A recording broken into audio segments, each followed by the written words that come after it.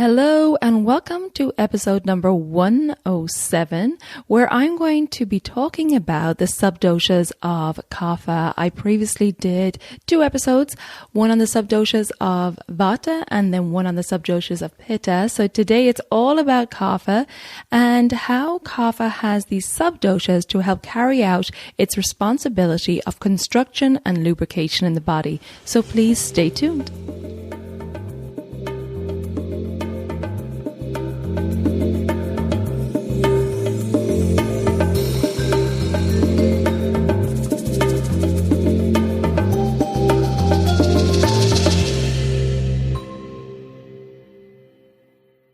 Hello and welcome to Elements of Ayurveda, Empowering Wisdom of Life.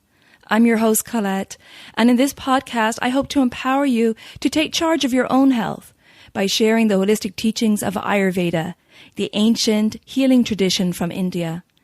We will also discuss topics like health and wellness, nutrition, yoga, fitness, meditation, breath work, and much more, as well as interviewing lots of inspiring people along the way.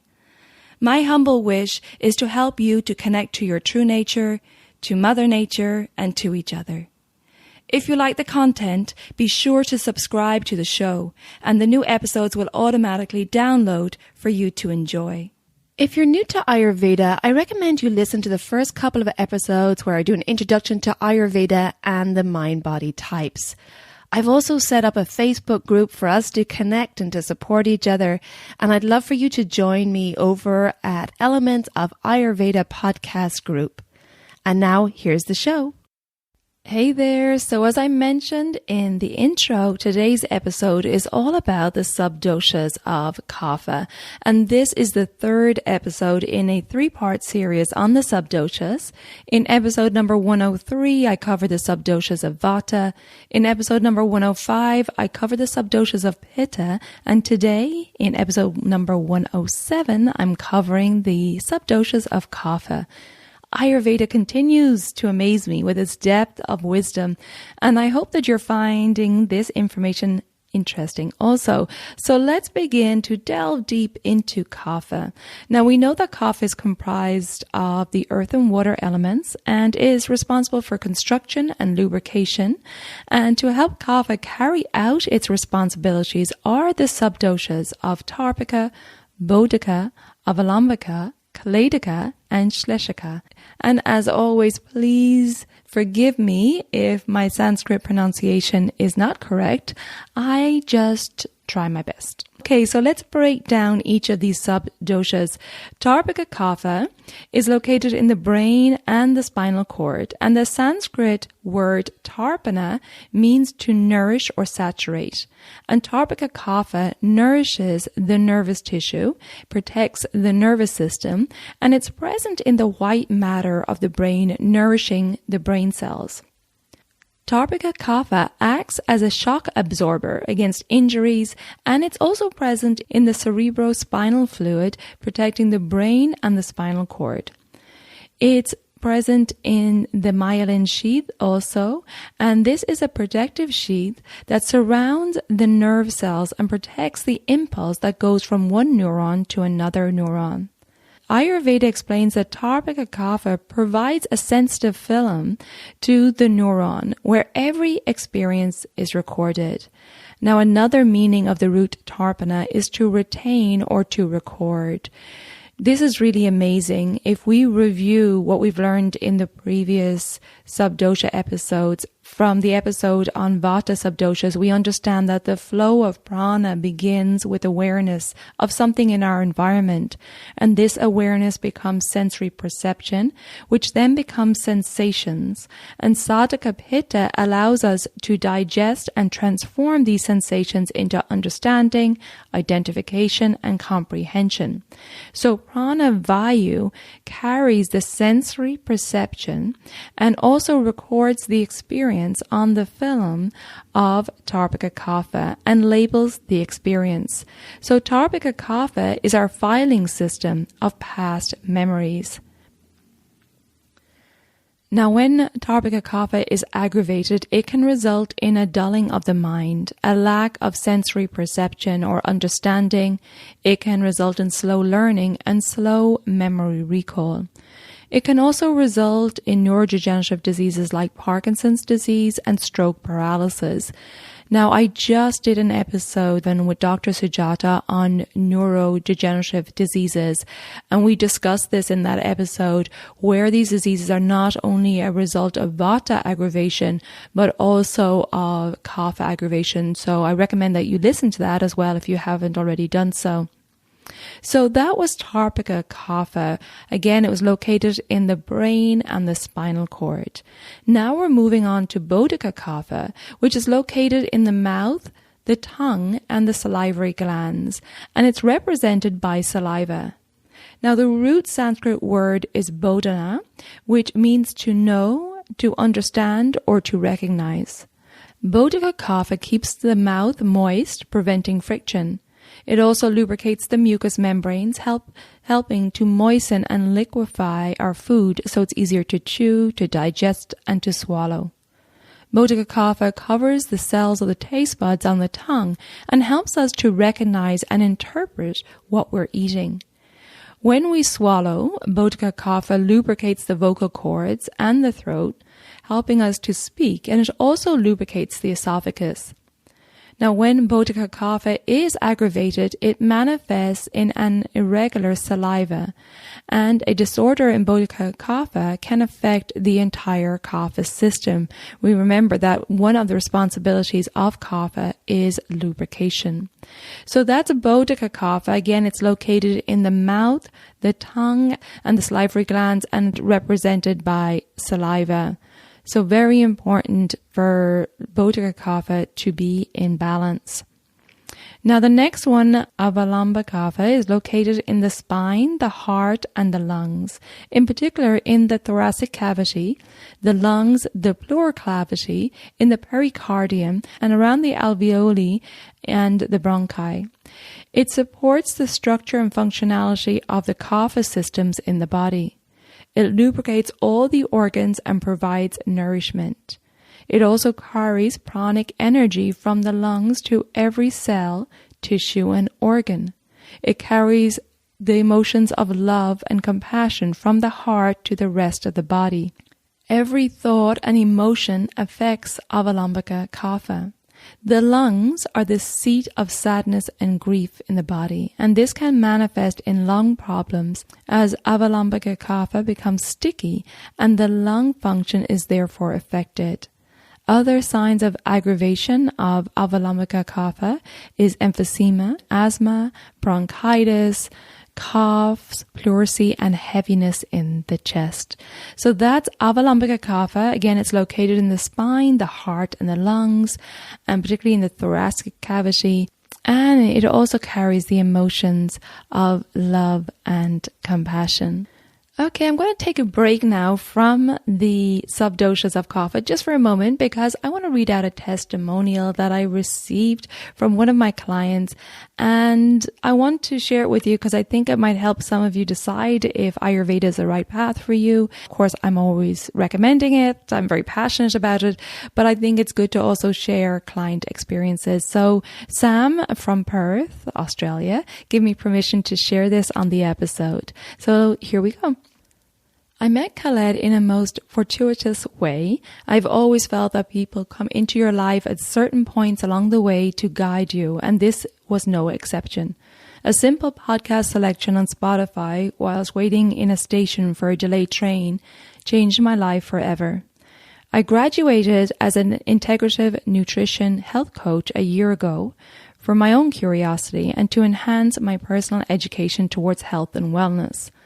I have always maintained a vigorous and disciplined fitness regime, and I manage a moderately stressful, intensive career which often has unusual hours attached to it due to working in different time zones.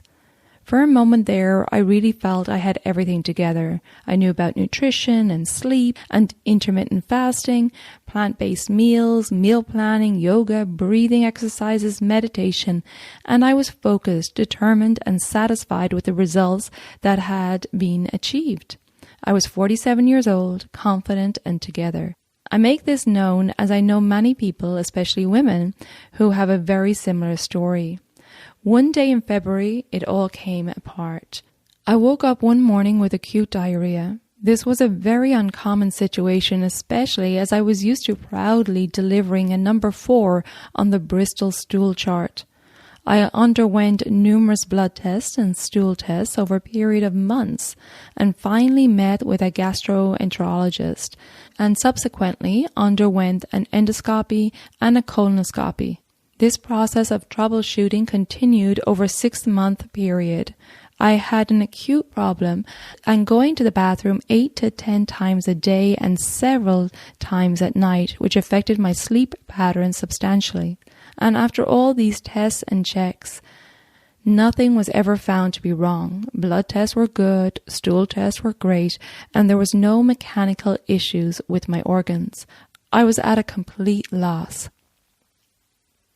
I had studied Ayurvedic medicine during my health coaching education, but not in great detail. So there I was, waiting for a late train. I stumbled across Elements of Ayurveda podcast, and I went from one episode to the next, grabbing onto the information, hanging onto every word, and nothing else mattered or took preference.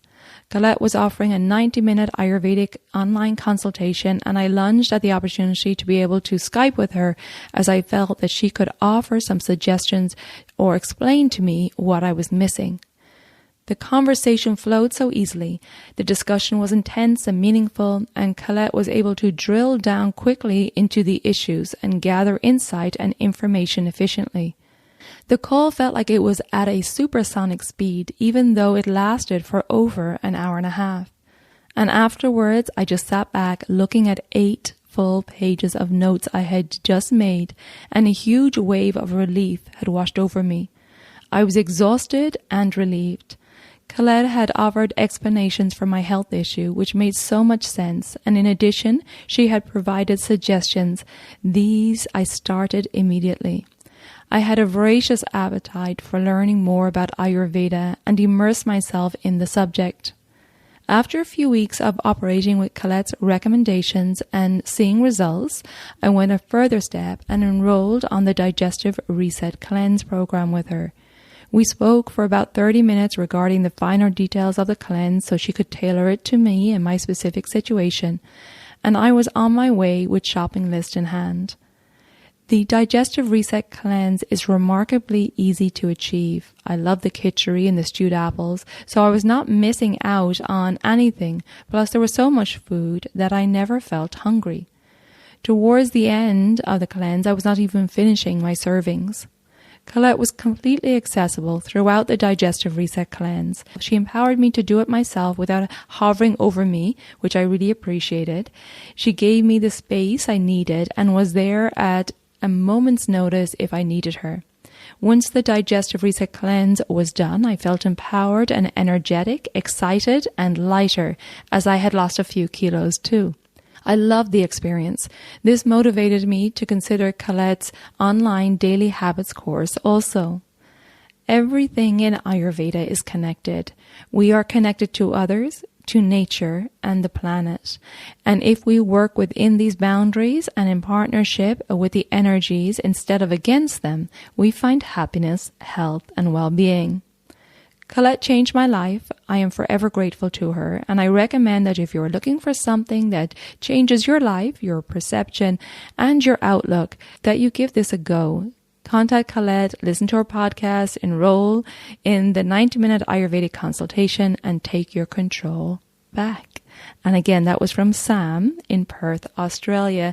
Sam, thank you so much for sharing your experience. I appreciate it. And of course, for all your kind words. It was a pleasure to support you. And I always do think it's great to read other reviews. I have lots of testimonials on my website. Sam went into detail on this one, so I wanted to share it with you. But looking at our aggravations in our body or our illnesses or our imbalances through the lens of Ayurveda really helps us to understand what's happening in our body and how either our diet or lifestyle or stress or something else is causing our aggravations variations of our doshas. And this simple education can really clarify what's happening and also give you guidelines to go forward on how to keep your body and mind in balance so that you can prevent these illnesses and aggravations from happening in the dosha and prevent this energy drain when you have these imbalances, which are just taking away from your vitality. So in order to thrive in life, I highly recommend that you get an insight into your unique mind-body type, get an insight into your signs of aggravation, and get educated on how to bring your body and mind back into balance so you can thrive. If you're interested in doing a program with me, I offer online programs. I have my consultations online. I also have the Digestive Reset Cleanse and the Daily Habits course that Sam just mentioned. And if you have questions or you want to chat with me before signing up, I do have that free 20-minute strategy call that we can get online and I can answer any of your questions. So I'll put that link in the show notes for you. Okay, now let's get back to the subdoshas of Kapha. So we just finished up with Avalambaka Kapha, and now we're moving on to Kledaka Kapha. Kledaka Kapha is located in the upper part of the stomach, and its liquid, soft qualities help to moisten food for better digestion and movement. It also creates a mucous membrane which helps to protect and nourish the stomach lining. Kledaka Kapha's liquid quality provides a medium for cooking in the stomach, just like we would use water to cook food. The digestive enzymes can move freely around the molecules of food via this liquid quality. When Kledaka Kapha is balanced, it gives us the feeling of contentment and satisfaction.